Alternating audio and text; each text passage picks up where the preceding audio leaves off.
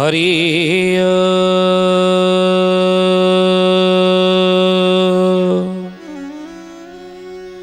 ओम भूर्भुवः स्वः तत्सवितुर्वरेण्यं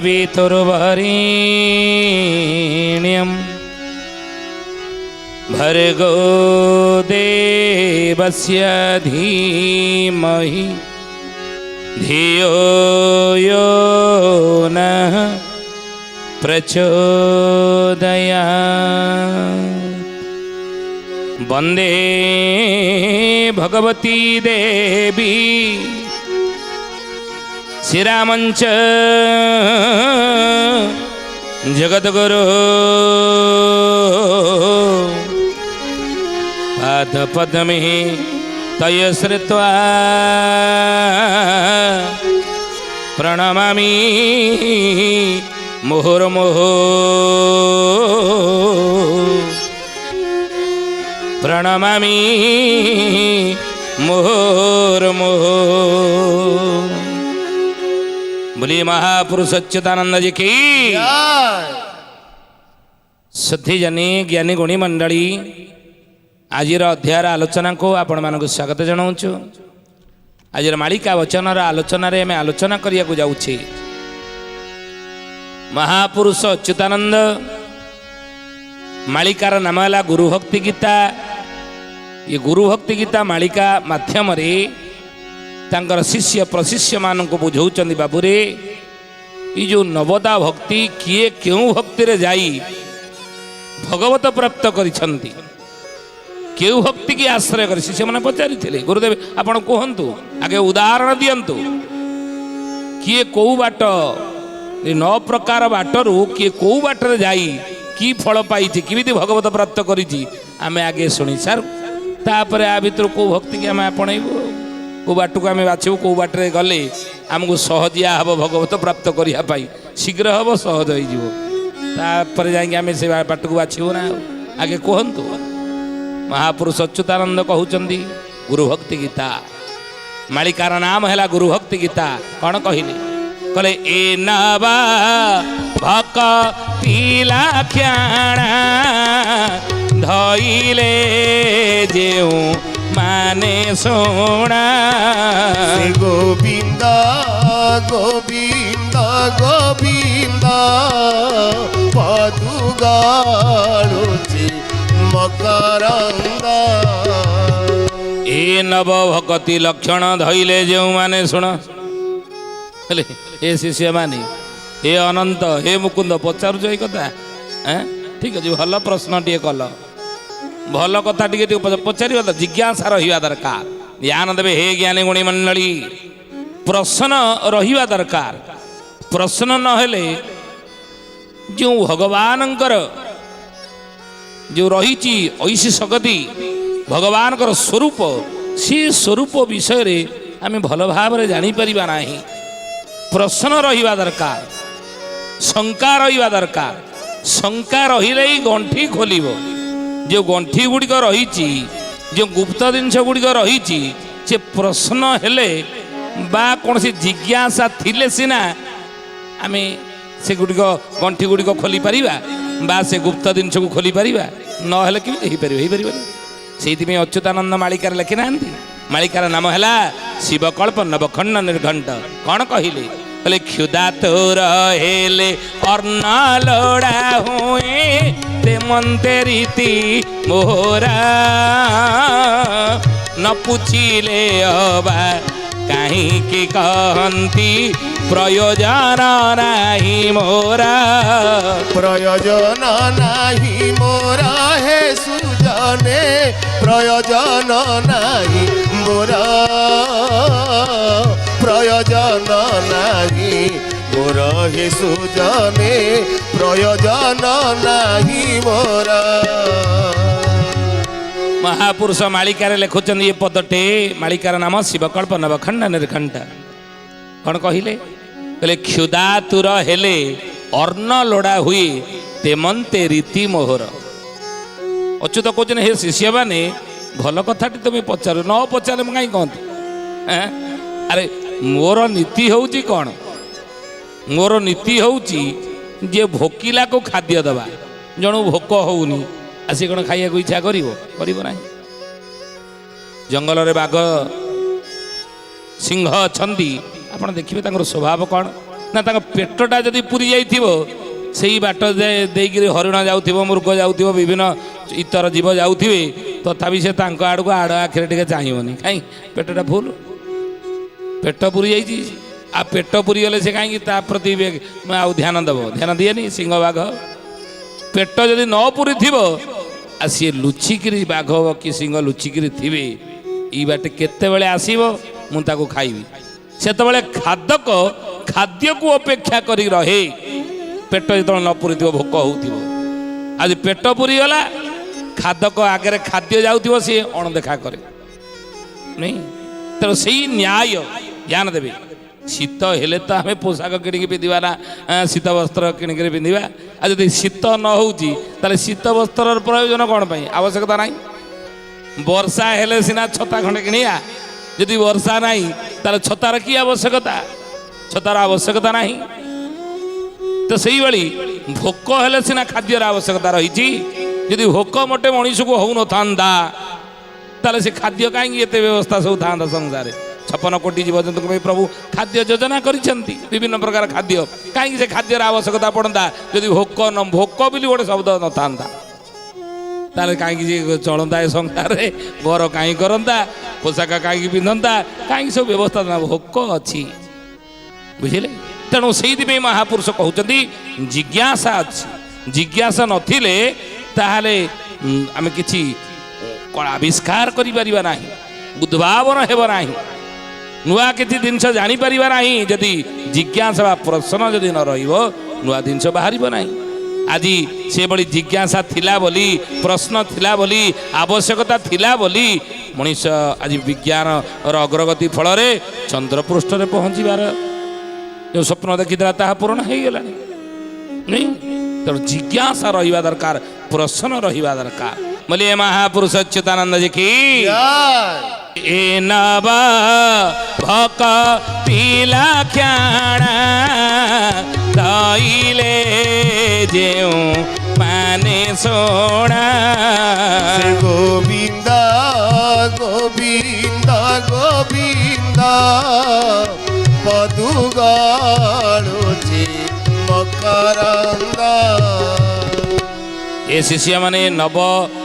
जो भक्तिर लक्षण जो मैंने धैले टे शुणी कहूँ यदि पचार शुण कौन ना श्रवण भगति परीक्षिता श्री भागवती देले चीता गोविंदा गोविंदा गोविंदा पदुगाळुची मकरंदा प्रथम भक्ति हूँ श्रवण भक्ति ए शिष्य माने ये श्रवण भक्ति 9 प्रकार भक्तिर प्रथम भक्ति जो श्रवण भक्तिर आश्रय नेले किए ना परीक्षित राजा द्वापर जुगरे पांडव मानकर जितेबाला स्वर्ग स्वदेव स्वर्ग को अवतरण हो गला यही समय परीक्षित महाराज को हस्तिना सिंहासन बसई से माने स्वर्ग आरोहण कले आ यही परीक्षित दिने पारिदिकी जाऊले ऋषिंकर बेकरे साप गोटे गुड़े देकी आसिले समीकंकर पुत्र श्रृंगी समीक महामुनि ध्यानस्थ होते परीक्षित महाराज पारिदिकी जाते जितेबाला शोष होता पीवाई आश्रम में पहुँचले 3-4 थर डाकिले ऋषि शुणिले ना परीक्षित रागिकी कहले मला लोक भाया कौन बसी मुर्दार भाया मला लोक बेकार गोटे मला साप को गुड़े दे पड़ी आसिले श्रृंगी ऋषि नदी में स्नान करुले सांग साथी सहित ये खबर जो पाइले एते अहंकारी राजा धर्म मो बापा धर्मपथर पथिक सत्यर पूजारी न्यायर पूजा पंडा मो बापा निरपराध मो बापा बेकरे साप गुड़ेला ठीक अच्छे मु अभिशाप दौची जदि चंद्र सूर्य सत दिन राति जदि सत्य ताले से 7 दिन भितर से तक्षक दंशन तार मृत्यु हेब ऋषि वाक्य ब्रह्म वाक्य अटल वाक्य निश्चित फलिब तेणु परीक्षित राजा यही ब्रह्म अभिशाप उद्धार पाइबापी 7 दिन काल सुकमुनि ठारू भागवत श्रवण करी ये भागवत 7 दिन काल शुणी शुणी ତାଙ୍କ ଆତ୍ମାର ସଦ୍ଗତି ହେଇଯାଇଥିଲା। ତକ୍ଷକ ଦଂଶନ କରିବା ପୂର୍ବରୁ ତକ୍ଷକକୁ ସେ ମୃତ୍ୟୁକୁ ଡରୁଥିଲେ, କିନ୍ତୁ ମୃତ୍ୟୁକୁ ଆଲିଙ୍ଗନ କଲେ। ଆସ ଆସ ତକ୍ଷକ ମତେ ମାର। ମୃତ୍ୟୁ ଉପରେ ବିଜୟ ପାଇଗଲେ ସିଏ। ପରୀକ୍ଷିତ ଅଚ୍ୟୁତାନନ୍ଦ ମହାପୁରୁଷ ସେଇ କଥା କହିଲେ, ହେ ମୁକୁନ୍ଦ, ହେ ଅନନ୍ତ, ହେ ଶିଷ୍ୟମାନେ, ଇ ପ୍ରଥମ ଭକ୍ତି ହେଉଛି ଶ୍ରବଣ ଭକ୍ତି। 7 ଦିନ କାଳ ପରୀକ୍ଷିତ ମହାରାଜ ଭାଗବତ ଶୁଣି ଶୁଣି ମୁକ୍ତି ପାଇଗଲେ, ଭଗବତ ପ୍ରାପ୍ତ କଲେ। ନାଉ ନା ନାରଦ ବୀଣା ବଜାଇଣା କୀର୍ତ୍ତନ କଲେ ଯେ ହର୍ଷେଣା। ଗୋବିନ୍ଦ ଗୋବିନ୍ଦ ଗୋବିନ୍ଦ ପଦୁ ଗାଳୁଛି ମକରନ୍ଦ। ତେଣୁ ହେ କଳି ଯୁଗର ମଣିଷ, ସନ୍ଧ୍ୟା ସମୟରେ ଆମେ ଟିକେ ଭାଗବତ ପାଠ କରିବା। ପରୀକ୍ଷିତ ରାଜା ଭଳି ଆମ ସମସ୍ତଙ୍କୁ ପ୍ରତି ଯେଉଁ ରହିଛି କ'ଣ ନା 7 ଦିନ, ମଣିଷ ଜୀବନରେ 7 ଦିନ ରହିଛି, ସପ୍ତାହକ 7 ଦିନ। ଆମ ସମସ୍ତଙ୍କର ମୃତ୍ୟୁ ଏଇ 7 ଦିନ ଭିତରେ ଗୋଟିଏ ଦିନରେ ହିଁ ହେବ। କିଏ ସୋମବାର, ମଙ୍ଗଳବାର, ବୁଧବାର, ଗୁରୁବାର, ଶୁକ୍ରବାର, ଶନିବାର, ରବିବାର, ଏ 7 ଦିନ ଭିତରେ ଆମେ ସମସ୍ତେ ମରିବା ନା ନାହିଁ। ତେଣୁ ସପ୍ତାହକ 7 ଦିନ, ଭାଗବତ 7 ଦିନ କାଳ ସେଇଥିପାଇଁ ପରୀକ୍ଷିତ ଶୁଣିଲେ। ଆମ ଶରୀରରେ 7ଟି ଚକ୍ର ରହିଛି, ମୂଳାଧାର, ସ୍ୱାଧିଷ୍ଠାନ, ମଣିପୁର, ଅନାହତ, ବିଶୁଦ୍ଧ, ଆଜ୍ଞା, ସହସ୍ରାର। ତ ସେଇଥିପାଇଁ 7 ଦିନ କାଳ ସନ୍ଧ୍ୟା ସମୟରେ ଟିକେ ଆମେ ଭାଗବତ ଆମେ ଶୁଣିବା। ପ୍ରତିଦିନ ପ୍ରତିବାରରେ ସନ୍ଧ୍ୟା ସମୟରେ ଟିକେ ଭାଗବତ ଆପଣ ଘରେ ପଢ଼ନ୍ତୁ। ଯେଉଁ ସମୟ ଆସିଥିଲା ରାମାବତାରରେ, ପ୍ରଭୁ ରାମ ଯେତେବେଳେ ଆସିଥିଲେ, ସେତେବେଳେ ନଳ, ନୀଳ, ଭାଲୁ, ମାଙ୍କଡ଼ ମାନେ ଇତର ପ୍ରାଣୀମାନେ ସମୟର ଆବଶ୍ୟକତାକୁ ଲକ୍ଷ୍ୟ କରି ସମୟକୁ ଚିହ୍ନି ନେଲେ, ସ୍ୱୟଂ ଭଗବାନଙ୍କୁ ମଧ୍ୟ ଚିହ୍ନି ନେଲେ, ଆଉ ସମୟର ସଦୁପଯୋଗ କଲେ ବୋଲି, ପ୍ରଭୁ ରାମଙ୍କୁ ସମୟ ଦେଲେ ବୋଲି, ଯେ ପର୍ଯ୍ୟନ୍ତ ରାମାୟଣରେ ରାମଙ୍କର କଥା ଆସୁଥିବ ସେ ପର୍ଯ୍ୟନ୍ତ ଏ ଛୋଟ ମୋଟ ନଳ, ନୀଳ, ଭାଲୁ, ମାଙ୍କଡ଼ଙ୍କର କଥା, ଗୁଣ୍ଡୁଚି ମୂଷାର କଥା ଆମେ ରାମାୟଣରେ ପଢ଼ୁଥିବା। ତେଣୁ ସମୟକୁ ଚିହ୍ନନ୍ତୁ, ବର୍ତ୍ତମାନ ସମୟକୁ ଜାଣନ୍ତୁ, ବର୍ତ୍ତମାନ ସୃଷ୍ଟିକି ଜାଣନ୍ତୁ, ପରିବର୍ତ୍ତନକୁ ଆପଣ ଜାଣନ୍ତୁ। ଏ ସମୟରେ ଆମର କର୍ତ୍ତବ୍ୟ କ'ଣ? ଯେଉଁ କର୍ତ୍ତବ୍ୟ ଜ୍ଞାନ ଥିଲା ଗୋପୀ ଗୋପାଳୁଣୀ ମାନଙ୍କ ଭିତରେ, ଯେଉଁ କର୍ତ୍ତବ୍ୟ ଜ୍ଞାନ ଥିଲା ନଳନୀଳ ଭାଲୁ ମାଙ୍କଡ଼ଙ୍କ ଭିତରେ, ସେ କର୍ତ୍ତବ୍ୟକୁ ଠିକ୍ ପାଳନ କଲେ। ବର୍ତ୍ତମାନ ଆମେ କଳିଯୁଗର ମଣିଷ, ଏ କରୋନା ମହାମାରୀ ଯେଉଁ କାୟା ବିସ୍ତାର କରି ଆଜି ସାରା ବିଶ୍ୱକୁ ବିନାଶ ଦିଗରେ ଅଗ୍ରସର ହେଉଛି, ବିଶ୍ୱକୁ ବିନାଶ କରିବା ପାଇଁ ଅଗ୍ରସର ହେଉଛି, ତା କବଳର ଉଦ୍ଧାର ପାଇବାକୁ ହେଲେ ଆମର କର୍ତ୍ତବ୍ୟ କ'ଣ? ଆମ ନିଜ କର୍ତ୍ତବ୍ୟ ଜ୍ଞାନ ଆସୁ। ସନ୍ଧ୍ୟା ସମୟରେ ପରୀକ୍ଷିତ ରାଜା ଭଳି ଟିକେ ଭାଗବତ ଅଧ୍ୟାୟ ଆପଣ ଶୁଣନ୍ତୁ ଠାକୁର ଘରେ ବସି। ଆଉ ଦ୍ୱିତୀୟ ଭକ୍ତି ହେଉଛି ନାରଦ ବୀଣା ବଜାଇଣ କୀର୍ତ୍ତନ କଲେ ଯେ ହର୍ଷଣ। ଅଚ୍ୟୁତ କହୁଛନ୍ତି, ହେ ଶିଷ୍ୟମାନେ, ଦ୍ୱିତୀୟ ଭକ୍ତି ହେଉଛି କୀର୍ତ୍ତନ ଭକ୍ତି। ଏ କୀର୍ତ୍ତନ ଭକ୍ତି ଆଶ୍ରୟ ନେଇଥିଲେ କିଏ? ନା ନାରଦ ମହାମୁନି। ପ୍ରଭୁଙ୍କର ନାମ ଗାନ କରି ଶ୍ରୀମାନ ନାରାୟଣ ନାରାୟଣ ନାରାୟଣ କହି ସବୁବେଳେ ବୀଣା ବଜେଇକିରି ନାରାୟଣ ନାରାୟଣ ହଉଥିଲେ। ପ୍ରଭୁଙ୍କର ଅନନ୍ୟ ଭକ୍ତ ବୋଲି ମହାପୁରୁଷ ଅଚ୍ୟୁତାନନ୍ଦ ଜି କି କ'ଣ କହିଲେ? ନା ଦର୍ଶନ କରି କଂସ ମାରେ କୃଷ୍ଣ ସ୍ଥଲା କିଲାସିରେ। ଗୋବିନ୍ଦ ଗୋବିନ୍ଦ ଗୋବିନ୍ଦ ପଦୁ ଗାଳୁଛି ମକରନ୍ଦ। ଦର୍ଶନ କରି କଂସ ମରେ କୃଷ୍ଣ ହାତ ଲାଗିଲା ସିରେ। କଂସ ଦର୍ଶନ କରିଦେଲା ଭଗବାନଙ୍କୁ। ମଞ୍ଚିଆ ଉପରେ କହନ୍ତିନି, ମଞ୍ଚାରୁ ପଡ଼ି ମାମୁଁ ମଲା, ମଞ୍ଚାରୁ ପଡ଼ିକି ମାମୁଁ ମଲା। ତେଣୁ ସେଇ କଂସ ଦର୍ଶନ କଲା ତ ମଲା। ପ୍ରତିଦିନ ଭଗବାନଙ୍କୁ ଦର୍ଶନ କରନ୍ତୁ। ଘରେ ଠାକୁର ଅଛନ୍ତି ତ ଦର୍ଶନ କରିବେ ପ୍ରତିଦିନ ଗାଧେଇ ସାରିଲା ପରେ। ଗାଁରେ ଗ୍ରାମ ଦେବତୀ ଅଛନ୍ତି, ଗାଁରେ ଶିବ ମନ୍ଦିର ଅଛି ତ ପ୍ରତିଦିନ ତାଙ୍କୁ ଗାଧେଇ ସାରିକି ଟିକେ ଦର୍ଶନ କରିବାକୁ ଯାଆନ୍ତୁ। ହେ ଜ୍ଞାନୀ ଗୁଣୀ ମଣ୍ଡଳୀ, ଆମର କର୍ତ୍ତବ୍ୟ ଆଜି କର୍ତ୍ତବ୍ୟ ଡାକରା ଦେଇଛି ଆମକୁ, ଏଇ କାମ ଆମେ କରିବା ଦରକାର। ଯଦି ରକ୍ଷା ପାଇବାକୁ ଚାହୁଁଛନ୍ତି ଏ ଘୋର ସଙ୍କଟରୁ, ଏ ଘୋର ବିପଦରୁ, ଏ କରୋନା ମହାମାରୀରୁ, ତ ସେଇଥିପାଇଁ ପ୍ରତିଦିନ ଶିବ ମନ୍ଦିର ଯାଇକି ଟିକେ ଦର୍ଶନ କରନ୍ତୁ ଭଗବାନଙ୍କୁ। ଗ୍ରାମ ଦେବତୀକି ଟିକେ ଦର୍ଶନ କରିକି ଆସନ୍ତୁ ପ୍ରତିଦିନ। ୟାକୁ ଦର୍ଶନ ଭକ୍ତି। ଆଉ ଶପଥ ରୋଷି ହେତୁ ଦେଲେ ସୁମରି କୃଷ୍ଣ କୋ ପାଇଲେ। ଗୋବିନ୍ଦ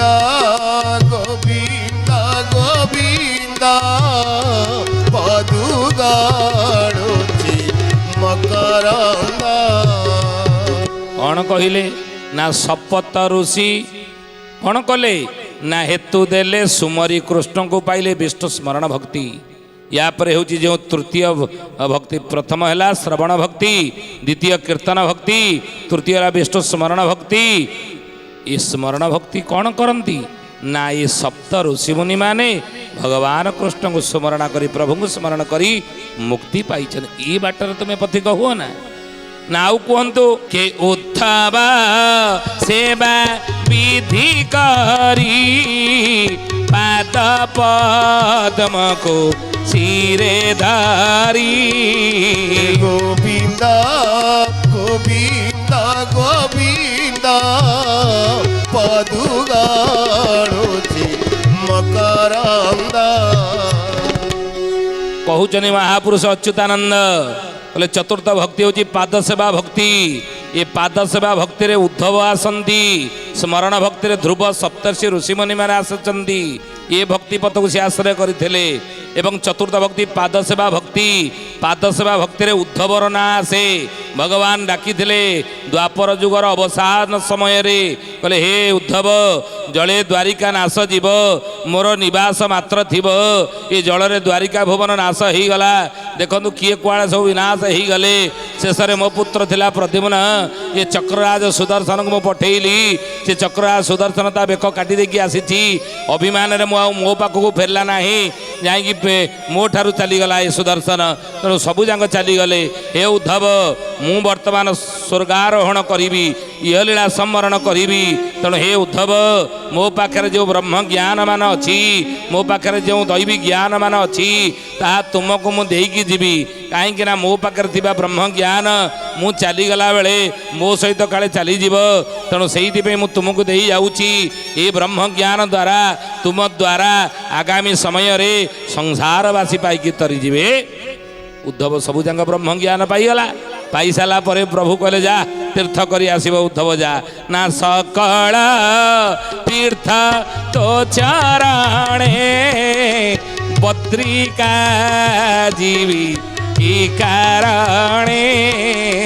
ଗୋବିନ୍ଦ ଗୋବିନ୍ଦ ଗୋବିନ୍ଦ ପଦୁଗାଳୁଛି ମକରନ୍ଦ। ଯାହା ବ୍ରହ୍ମଜ୍ଞାନ ମୁଁ ତୁମଠାରୁ ପାଇଛି ହେ ପ୍ରଭୁ, ହେ ଗୋବିନ୍ଦ, ହେ ମାଧବ, ତା ଆଉ ବଦ୍ରିକା ଯିବାର କି ପ୍ରୟୋଜନ? ସବୁ ଯାକ ତ ଏଇଠି ଅଛି, ପାଇଗଲେଣି, ଆଉ ଯିବା ଦରକାର ନାହିଁ। ତେଣୁ ପ୍ରଭୁଙ୍କର ଦୁଇ ପାଦୁକାକୁ ମଥାରେ ଧରି ଉଦ୍ଧବ ସେ ପାଦ ସେବା, ପାଦ ସେବାରେ ଉଦ୍ଧବର ନାଁ ଆସେ। ପୁଣି ମହାପୁରୁଷ କହୁଛନ୍ତି ପଞ୍ଚମ ଭକ୍ତି ହେଉଛି ଅର୍ଚ୍ଚନା ଭକ୍ତି। ଆଉ ଅର୍ଚ୍ଚନା ଭକ୍ତି ପୃଥିବୀ ଏ ପୁଣ ପାଇଲେ ଯେ ସେବି। ଗୋବିନ୍ଦ ଗୋବିନ୍ଦ ଗୋବିନ୍ଦ ପଦୁଗାଳୁଛି ମକରନ୍ଦ। ହେ ଅନନ୍ତ, ହେ ମୁକୁନ୍ଦ, ହେ ମୋର ଶିଷ୍ୟମାନେ, ପଞ୍ଚମ ଭକ୍ତି ହେଉଛି ଅର୍ଚ୍ଚନା ଭକ୍ତି। ଏ ଅର୍ଚ୍ଚନା ଭକ୍ତିରେ ତୁମେ ଟିକେ ଆଶ୍ରୟ ନିଅ। ନା ସେ ବାଟରେ ଆଗରୁ କିଏ ଯାଇଛି? ଆଗରୁ କିଏ ଯାଇଛି ତା କଥା, ତା ନାଁ ଟିକେ କହୁନାହାନ୍ତି। ନା ପୃଥିବୀ ମା। ଅଚ୍ୟୁତ କହୁଛନ୍ତି, କହିଲେ ପୃଥିବୀ ମା। ପୃଥିବୀ ମା ଯେତେବେଳେ ପାପର ଭାର ତା ବକ୍ଷରେ ସହିବା ଯେତେବେଳେ ଅସହ୍ୟ ହୁଏ, ସେତେବେଳେ ପୃଥିବୀ ମା ମୋତେ ଅର୍ଚ୍ଚନା କରେ। ହେ ପ୍ରଭୁ ଆପଣ ମୋ ବକ୍ଷରେ ଅବତାର ନେଇ ପାପର ଭାରକୁ ଲାଘବ କରନ୍ତୁ। ସହି ନପାରି ଫାଟିଯିବ ବସୁନ୍ଧରା, ମୁଁ ଆଉ ସହିପାରୁନାହିଁ, ମୋ ବକ୍ଷ ଫାଟିଯିବ। ପ୍ରଭୁ କ'ଣ କରନ୍ତି? ଭଗବାନ ସେହି ସମୟରେ ଅବତାର ନେଇ ନିରାକାର ନରାକାର ହେଇ, ଅରୂପରୁ ରୂପ ହେଇ, ନିର୍ଗୁଣରୁ ସଗୁଣ ହୋଇ କ'ଣ କରନ୍ତି? ନା ପୃଥିବୀ ବକ୍ଷରେ ଅବତାର ନିଅନ୍ତି, ନରତନ ଧାରଣ କରନ୍ତି, ମାନବ ରୂପ ହୁଅନ୍ତି। ଆଉ ସେତେବେଳେ ପୃଥିବୀ ବକ୍ଷରୁ ପାପର ଭାରକୁ ଲାଘବ କରନ୍ତି ଦୁଷ୍ଟ ବିନାଶୀ ସନ୍ଥ ବାଳୁ ତୁନାଥ ପରମ ଦୟାଳୁ। ଇ ପଞ୍ଚମ ଭକ୍ତି ପୃଥିବୀ ମାର ନାଁ। ସେ ପୃଥିବୀ ମା ଏଇ ବାଟକୁ, ଏଇ ଭକ୍ତି କି ଆପଣେଇଥିଲେ, ଭଗବତ କୃପା ଲାଭ କଲେ। ୟା ପରେ ହେଉଛି ଷଷ୍ଠ ଭକ୍ତି। କ'ଣ ସିଏ? ନା ସୁକ ଯେ କୃଷ୍ଣ ଗୁଣମାନ ବନ୍ଦନା କଲେ ଯେ ମୁଖେଣା। ଗୋବିନ୍ଦ ଗୋବିନ୍ଦ ଗୋବିନ୍ଦ ପଦୁଗାଳୁଛି ମକରନ୍ଦ। କୃଷ୍ଣ ସୁକ ଯେ କୃଷ୍ଣ ଗୁଣମାନ ବନ୍ଦନା କଲେ ଯେ ମୁଖେଣ।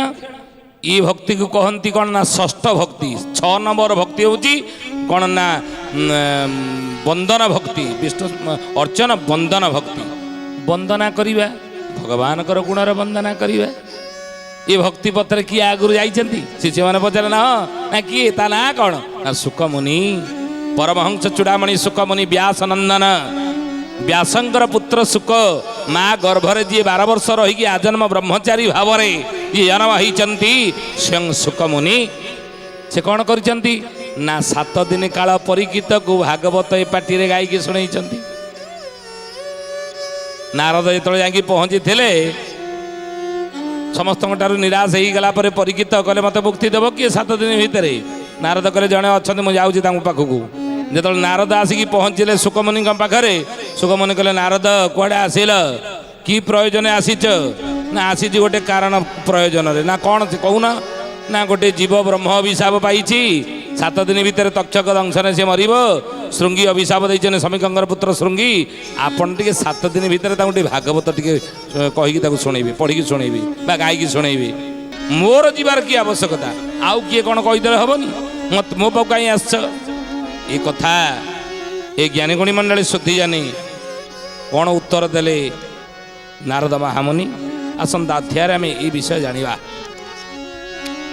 आज तो समय होती तो आसंत वाणी की विराम देवा टे प्रभुंकर नाम नहीं जगन्नाथ जगन्नाथ जगन्नाथ पाहि मां जगन्नाथ जगन्नाथ जगन्नाथ रक्ष्य मां जगन्नाथ जगन्नाथ जगन्नाथ पाहि मां जगन्नाथ जगन्नाथ जगन्नाथ रक्ष्य मां महाबाहु महाबाहु महाबाहु पाहि मां महाबाहु महाबाहु महाबाहु रक्ष्य मां महाबाहु महाबाहु महाबाहु पाहि मां महाबाहु महाबाहु महाबाहु रक्ष्य मां ओम नमो भगवते वासुदेवाय ओम नमो भगवते पुरुषोत्तमाय ओम नमो भगवते वासुदेवाय ओम नमो भगवते